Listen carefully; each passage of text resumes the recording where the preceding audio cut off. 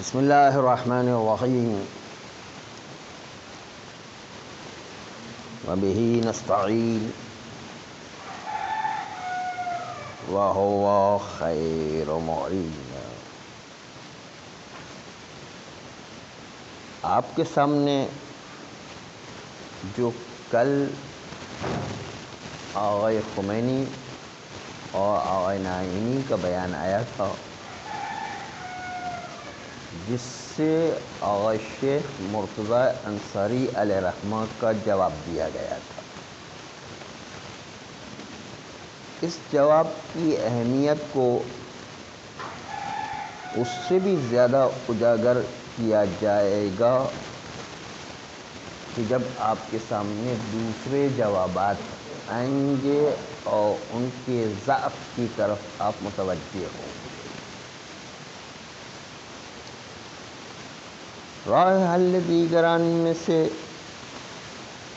آقا نعیمی بھی اگرچہ کہ لا ضرر ولا ضرار حکم حکومتی سمجھتے ہیں، لیکن ذرا سا فرق قرار دیتے ہوئے مرحوم آقا نعیمی علیہ رحمہ وہ لا ضرر ولا ضرار کو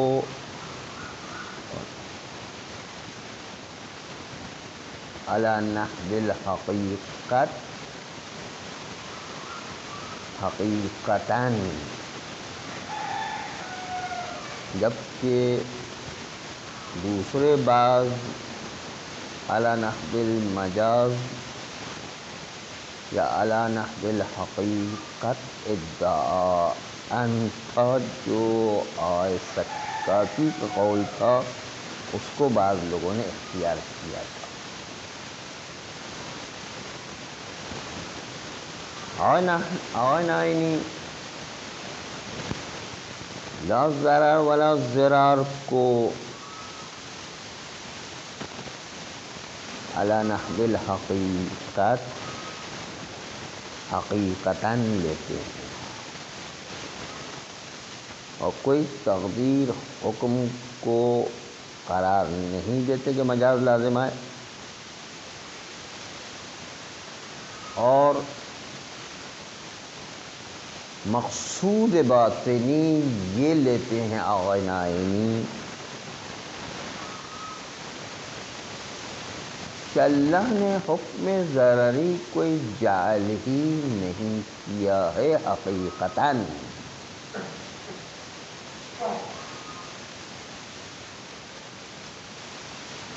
بس لا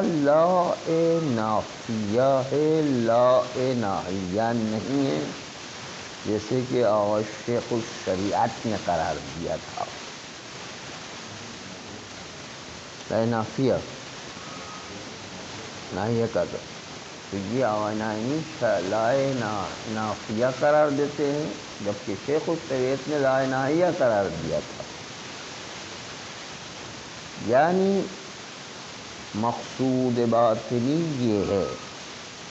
کہ اللہ تعالی نے کوئی بھی ضرر والی چیز نہیں بنائی ہے، جعل نہیں کی ہے۔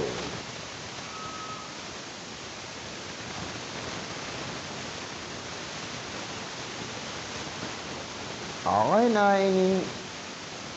اسی اشکال کا کہ جو شیخ مرتضیٰ انصاری علیہ رحمہ نے روایت پر وارد کیا تھا کہ پیغمبر اسلام نے یہ حکم کیسے دیا، سمرہ ابن جندب کی درخت کو اکھاڑ کے پھینک دو، اسی طرح مارو، یہ خود ایک حکم ضرری کہ سمرہ کو ضرر پہنچ رہا ہے۔ اس کے جواب میں کہتے ہیں، آقا نعیمی کا جواب ذرا سا مختلف ہے، اس لیے تھوڑی توجہ رہے۔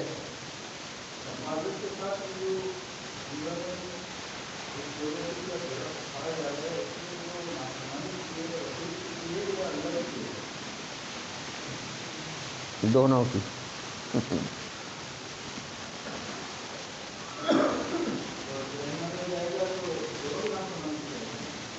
دونوں کی مخالفت کرنے کے نام پر چلا جائے گی کیا بھائی؟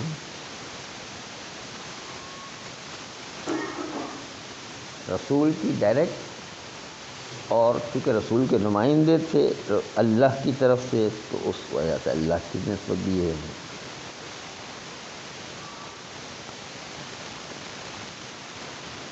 آغا نعینی علیہ رحمہ فرماتے ہیں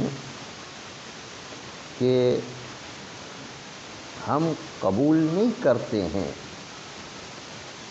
کہ اقلاعہا و ارم بہا الیہ، اس درخت کو اکھاڑ کے پھینکو، سمرا کی طرف جو ہے ڈال دو، یہ اس کی علت قرار دیں، لا ضرر ولا ضرار، کہ کوئی ضرر و ضرار اسلام میں نہیں ہے، کہ سمرہ ابن جندب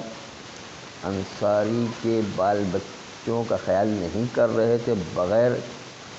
پوچھے ہوئے باغ میں داخل ہو جاتے تھے اور ضرر پہنچاتے، ان کے حجاب کو خیال نہیں کرتے تھے نا۔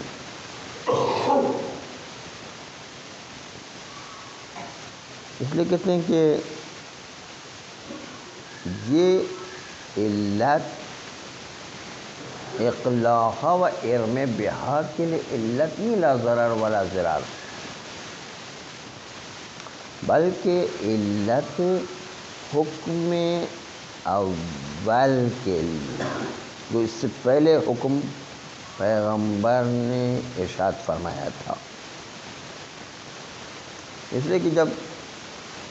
پیغمبر صلوات اللہ علیہ نے سمرہ ابن جندب کو بلایا تو پیغمبر نے ان سے کہا کہ بھائی تمہاری شکایت مرد انصاری نے کی ہے، اور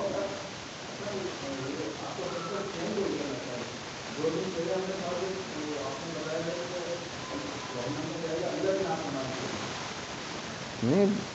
ہم جو ہے وہ ایسا ہے کہ دونوں ایک جہت سے جو ہے صحیح ہے، جہت جہت کی بات ہوتی عبارت۔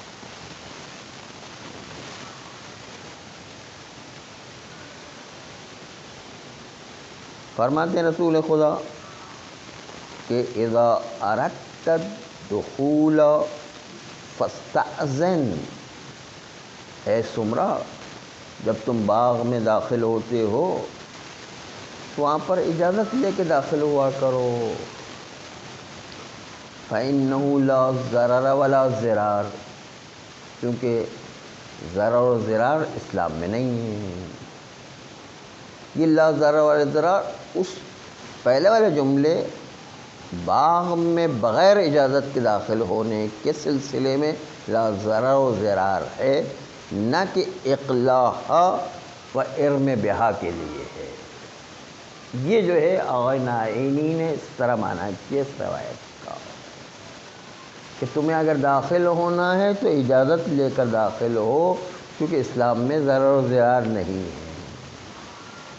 یہ آغا نعینی نے مانا ہے، درخت اکھاڑنے کے سلسلے مانا نہیں کیا ہے، بلکہ اجازت لے کے داخل ہونے کے سلسلے میں لا ضرر و لا ضرار فرمایا ہے۔ یہ تھا آغا نعینی کا معنی۔ اس کے بعد آغا نعینی مزید آگے بیان کرتے ہیں کہ جب یہ لا ضرر و لا ضرار علت ہو گیا اس بات کے لیے کہ تمہیں اجازت لے کے گھر میں داخل ہونا چاہیے، اور علت درخت اکھاڑنے کے لیے نہیں لی ہے، جب اجازت کے لیے علت قرار دی لا ضرر و لا ضرار کو، نہ کہ درخت کے اکھاڑنے کے لیے لا ضرر لا ضرار کو علت قرار دیا ہے. جی تو وہ بے حجاب ہو جاتی ہے نا عورت. اس سے زیادہ جو ہے نقصان کیا ہو گئے؟ نقصان ہو رہا ہے نا. بہرحال عورت جو ہے بغیر حجاب کے وہاں پر کھڑی ہے, وہاں پر بار بار وہ بغیر اجازت کے داخل ہو جاتا ہے. نہیں جی ذرا اس لیے کہ جو بد حجابی ہو جانا یہ خود ضرر ہے نا. بد حجابی خود ایک جو ہے کسی کی عزت و ناموس پر یا شرعی طور پر غیر شرعی کام ہو جائے تو وہ بھی جائے. ضرر صدق آئے گا کہ بڑے کسی کی پرائیویسی خراب ہو جائے, ایک ضرر ہے بہت بڑا, شاید مالی ضرر سے بھی زیادہ ضرر ہے یہ. اگر جو غیرت مند انسان ہے اس کے لیے تو بہت بڑا ضرر ہے یہ انسان. جو غیرت مند انسان ہے اس کے لیے تو بہت ضرر ہے. بس پیغمبر اسلام صلی اللہ علیہ وسلم نے دستور دیا کہ یہاں پر چونکہ تم بغیر اجازت کے داخل ہو جاتے ہو اور یہ ضرر و ضرار کا سبب بنتا ہے, تم اجازت لے کر داخل ہوا کرو. یہ علت لا ضرر ولا ضرار در حقیقت اجازت لے کر داخل ہونے کے سلسلے میں تھی.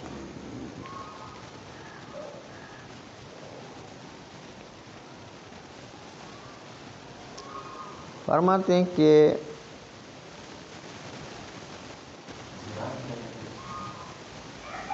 ضرار جو ہے ضرر خود ضرر برداشت کرنا, ضرار ہے دوسرے کو ضرر پہنچانا. ہاں دوسرے کو پہنچانا مثلا کس کے لیے؟ اپنے لیے داخل ہو رہا ہے اس کے لیے تو ضرر نہیں ہے, دوسرے کو ضرر پہنچا رہا ہے. یہاں پر خود اس کے لیے تو جب درخت اکھاڑیں گے تب ہوگا. ابھی فی الحال تو وہ کسی اور کو ضرر پہنچا رہا ہے. رسول اکرم صلی اللہ علیہ وسلم نے یہ علت جو قرار دی ہے, ایک تو یہ کہ تم اجازت لے کے داخل ہوا کرو تاکہ ضرر دوسروں کو نہ پہنچے. یہ از روء ولایت عامہ بر مسلمین, چونکہ پیغمبر اسلام رکھتے تھے ولایت عامہ, قاعدہ سلطنت بر مردم, مال مردم پر, خود جان مردم پر یہ سلطنت رکھتے تھے, حکومت رکھتے تھے. اس لیے قاعدے حکومت کی بنیاد پر پیغمبر اسلام نے وہ جو ایک آدمی کا حق ہوتا ہے کہ اپنے مال میں سلطنت رکھے, وہ ملغا قرار دیا اور کہا کہ تم اب تسلط نہیں رکھتے ہو. یعنی سمرا اب اپنے درخت پر تسلط نہیں رکھتا ہے.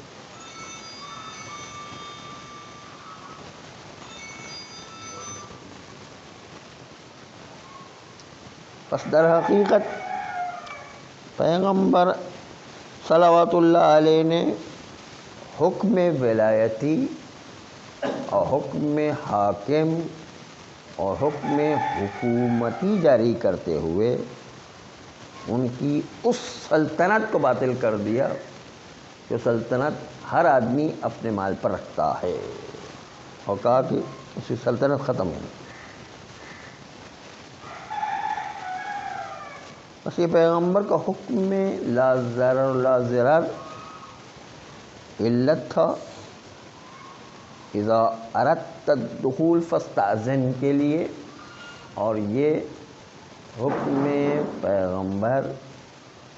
حکومتی تھا اور ولایت عامہ کی بنیاد پر تھا,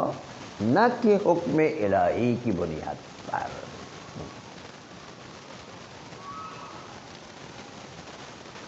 آغا نائینی پر آغا فاضل لنکرانی اشکال وارد کر کے کہتے ہیں کہ یہ ظہور روایت کے خلاف کہ بالکل قریب کی چیز جو درخت اکھاڑنے والی ہے اس سے ہٹا کر علت کو ہم 3 جملے پہلے کی عبارت کے لیے علت قرار دیں، یہ کوئی مناسب ظہور سیاق نظر نہیں آتا ہے، یہ کوئی مناسب عبارت کا معنی نظر نہیں آتا ہے کہ جو بالکل قریب کی ایک چیز ہے اس کے لیے علت لائی گئی ہے۔ ظاہر بھی یہی ہو رہا ہے کہ درخت نہیں اکھاڑو تاکہ کسی کا نقصان جو ہے اس کے درخت کو اکھاڑ دو کیونکہ ضرر و ضرار اسلام میں نہیں ہے، اس کی علت جو بالکل ساتھ ہی ساتھ ہے اس کو چھوڑ کر لا ضرر و لا ضرار کو علت قرار دیں کہ جب تم جو ہے باغ میں داخل ہونا چاہتے ہو تو اجازت لے کر داخل ہو، کیونکہ انسان جو ہے وہ ضرر و ضرار والا نہیں ہوا کرتا ہے۔ یہ جو ہے بات دونوں میں یہ خلاف سیاق ہے، خلاف ظہور مطلب ہے، خلاف ترتیب عبارت ہے، اس لیے یہ ظاہری طور پر معنی درست نہیں ہے، اس لیے کہ مطلب زیادہ روشن ہو جائے ہم پورے قصے کو عربی عبارت میں پیش کرتے ہیں۔ اب عبارت کو ملاحظہ کرنا کہ یہ لا ضرر ولا ضرار اجازت لینے کے ساتھ مربوط ہے کہ درخت کو اکھاڑ دینے کے ساتھ مربوط ہے، یہ آپ عبارت میں ملاحظہ کریں۔ فرماتے ہیں کہ فلما تعبا جاء الانصاری الى رسول اللہ، جب انصاری نے اس سمرہ ابن جندب سے کہا کہ بھائی تم پوچھ کر کے گھر میں آیا کرو، باغ میں آیا کرو، فلما تعبا، جب سمرہ نے انکار کر دیا، جاء الانصاری الى رسول اللہ صلی اللہ علیہ وسلم، انصاری شکایت لے کر جو ہے رسول اللہ کی خدمت میں پہنچا، فشکا الیہ،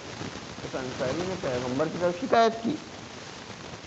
فخبرہ الخبر، اور ساری خبر جو ہے پیغمبر تک اس انصاری نے پہنچائی،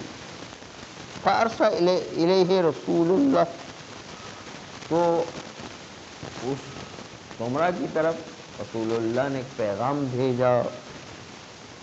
فخبرہ بقول الانصاری وما شکا، اور سمرہ کو خبر دی قول انصاری کی اور وہ چیز جو انصاری نے شکایت کی تھی اس کی خبر دی نہیں۔ قال، تو اذا عرفت الدخول، وہ آیا تو اس سے جو ہے روبرو ہوتے وقت پیغمبر نے کہا کہ جب تم داخل ہونا چاہتے ہو باغ میں فاستاذن، تو اجازت لیا کرو اور پوچھ کے اندر داخل ہو۔ فلما ابا، پیغمبر کی بات کو بھی اس نے رد کر دیا، انکار کر دیا کہ میں اجازت لے کر کیوں داخل ہوں، میرا درخت ہے، میں مالک ہوں، میری مرضی ہے، میں جس طرح چاہوں جس طرح چاہوں آؤں، جس طرح چاہوں جاؤں، میری مرضی ہے، میں مالک ہوں، نہیں کیوں کسی کی پابندی برداشت کروں، مثلا جو اس طرح سے اس نے انکار کر دیا بالکل۔ تو پھر لفظ ہے ساوامہ، پیغمبر نے ان سے مشغول مذاکرہ معاملی شروع کر دی، یعنی کہا کہ بھائی چلو تم اس درخت کے بدلے میں تمہیں ایک اچھی جگہ پر اچھا سا ایک درخت دیتا ہوں، تم اس درخت کو چھوڑ دو، تمہارے لیے نزدیک بھی ہوگا اور اچھی زمین میں بھی ہوگا، ایسا درخت دیتا ہوں میں تمہیں۔ اور ہو سکتا ہے کہ پیغمبر اور عمرہ ابن جندب کے درمیان 10 منٹ تک اس طرح معاملات چلتے رہے ہوں، جس کو کہتے ہیں بارگیننگ کر رہے ہیں، یعنی آپس میں جو ہے بحث و باز۔ اس نے کہا نہیں میں یہ نہیں ایک قبول نہیں کروں گا، تو پیغمبر نے 2 کہا، 3 کہا، 5 کہا، 10 کہا، 20 کہا، پھر بھی وہ نہیں مانا انہیں۔ پیغمبر نے آخری میں کیا کہا وہ دیکھیں جملہ کیا ہے، فَأَبَى أَن يَبِيعَ، اس نے انکار کیا کہ میں اپنا درخت نہیں بیچوں گا۔ لَكَ بِهَا عَزْقٌ يَمُدُّ لَكَ فِي الْجَنَّةِ، چلو میں تمہارے لیے اس ایک درخت کے بدلے میں عَزْقٌ يَمُدُّ لَكَ فِي الْجَنَّةِ، ایک درخت قرار دیتا ہوں کہ جو تمہیں جنت میں مدد کرے، جنت میں تمہارا مددگار ہو جائے، ایسا درخت جنت میں عطا کرتا ہوں۔ تو پھر بھی انکار کیا اس نے، تو انکار کرنے کے بعد وہی پٹائی ہو گئی نا، اس کا درخت سے اکھاڑ کے پھینک دیا، پٹائی ہو گئی۔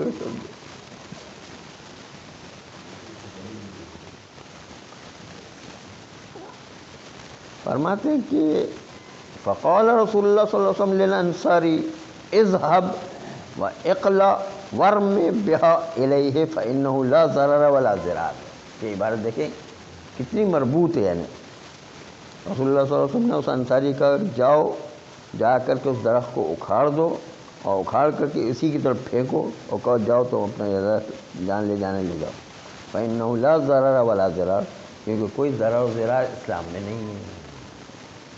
دیکھیں یہ لا ضرر و ضرار کتنا مربوط ہے کسی درخت اکھاڑنے اور اس کو اس کی طرف اچھال کے پھینکنے کے لیے، اس کو ہم اٹھا کر کے لے جائیں۔ وہ 3 عبارت پہلے کہاں پر، لما دخل، جب وہ رسول اللہ کے پاس داخل ہوا تو اس نے کہا، جو ہے پیغمبر نے کہا کہ بھائی اجازت لے کے داخل ہوا کرو، اس کے اوپر لے جائے اتنا دور، یعنی کہتے یہ عبارت اسی لیے ہم نے آپ کے سامنے پڑھی کہ اذا اردت الدخول فأذن سے مربوط ہونے کے لیے بہت دور و سیاق کلام سے بہت بعید ہے، یعنی اس لیے ظاہر عبارت کے خلاف ہے کہ لا ضرر کو اس اجازت و دخول کے لیے قرار دیا جائے۔ اس کو ہم مانتے ہیں کہ حکم حکومتی تھا، جیسے خمینی علیہ الرحمٰن نے فرمایا تھا، اس طرح حکم حکومتی کو ہم مانتے ہیں، لیکن اس کو لے جا کے مربوط کر دینا، وہ یہ داخل ہونا اجازت لینے والے مسئلے سے، یہ ذرا بعید نظر آتا ہے، خلاف ظہور نظر آتا ہے۔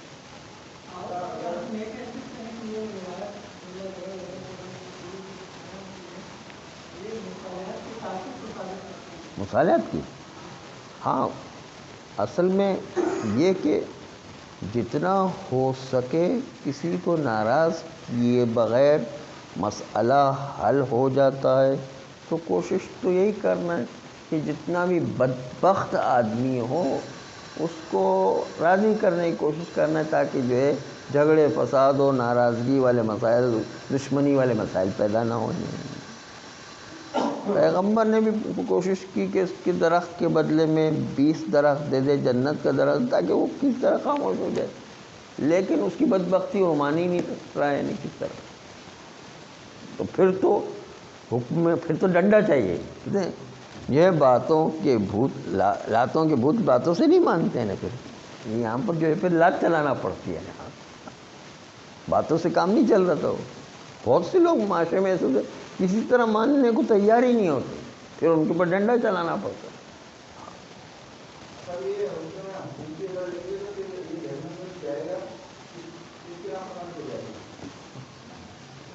انشاءاللہ جو بعد میں پوچھیے، یہ 3 دفعہ اسی طرح سوال کرتے۔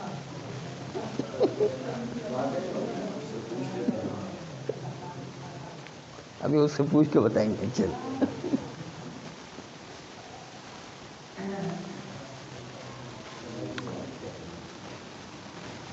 دوسرا اشکال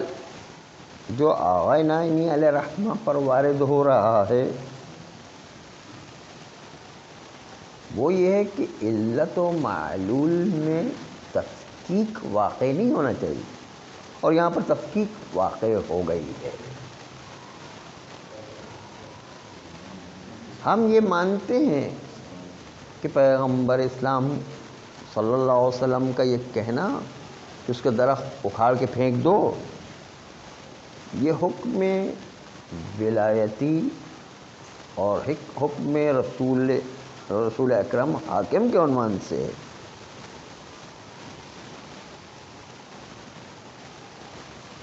اور معلول قرار دیں اور علت درمیان میں لے کر آ جائیں، یعنی ہم نے درخت اکھاڑنے کا حکم اس لیے دیا کہ وہ ضرر پہنچا رہا ہے، علت و معلول مثلا.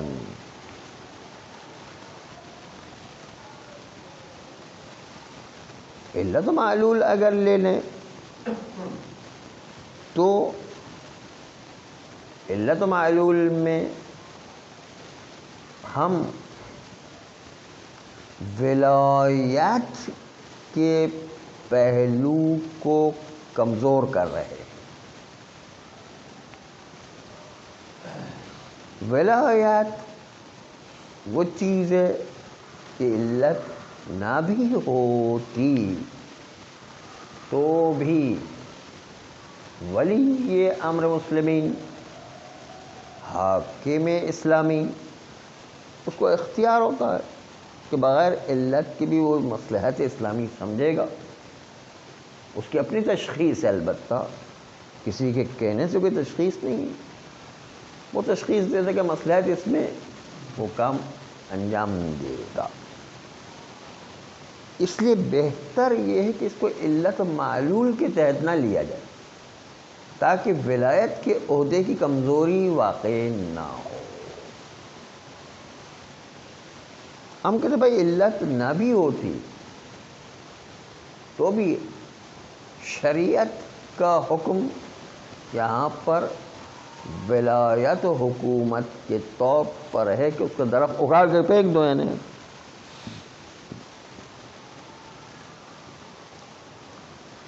بس لا ضرر ولا ضرار کو یہاں پر علت کے طور پر ذکر ہی نہیں کیا جائے تو یہ ولایت کے عہدہ میں تقویت پہنچاتا ہے. نہیں کہ لا ضرر ولا ضرار کی وجہ سے درخت کو اکھاڑ کے پھینکا گیا ہے، یہ تو پھر ہو جائے گا ولایت کا عہدہ تو بیچارہ کمزور ہو گیا. سب لوگ ولایت کی وجہ سے نہیں اکھاڑا گیا بلکہ لا ضرر ولا ضرار کی وجہ سے اکھاڑا گیا. گویا کہ یہ حکم شریعت ہے کہ کوئی کسی کو ضرر نہ پہنچائے، اس لیے جو ہے کسی کو کوئی نقصان نہ پہنچائے، اس لیے یہ چونکہ نقصان پہنچا رہا ہے اس لیے درخت کو اکھاڑ کے پھینکا ہے. یہ حکم الہی شرعی کلی ہو جائے گا اور اس بنیاد پر وہاں پر علت و معلول لینے کا نتیجہ ہے کہ حکم حکومتی باطل ہو جائے گا، حکم ولایت باطل ہو جائے گا. وہ تو شریعت کا حکم ہے، اس بنیاد پر ہم یہ کام کر رہے ہیں. مثلا جی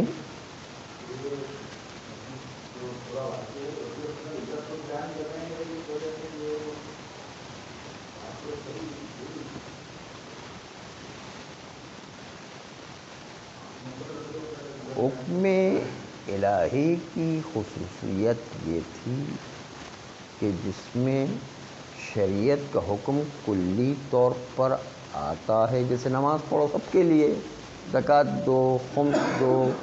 جہاد پر جاؤ، روزے رکھو، یہ جس طرح سب کے لیے اس طرح ہوتا ہے. لیکن جہاں پر پیغمبر اسلام مصلحتوں کو تشخیص دے کر کوئی کام انجام دیتے ہیں کہ فلاں جگہ پر جہاد کرو، فلاں جگہ پر خندق کھودو، فلاں آدمی کمانڈر ان چیف ہوگا، فلاں آدمی کمانڈر ہوگا، فلاں آدمی سپاہی کا کام کرے گا، 50 جو ہے تیر انداز جو ہے وہ پہاڑ کے وہ درے پر بیٹھیں گے مثلا، یہ سارے حکم جو ہے وہ رسول اللہ کے مصلحت کی تشخیص کے تحت ہوا کرتے، کوئی حکم کلی الہی نہیں ہوا کرتے۔ اسی کی بات کہہ رہے ہیں کہ درخت اکھاڑنے کا حکم کوئی کلی الہی نہیں ہے، ایک جزئی مسئلہ ہے نہیں، اس کو کہتے ہیں کہ حکومتی مسئلہ ہے نہیں۔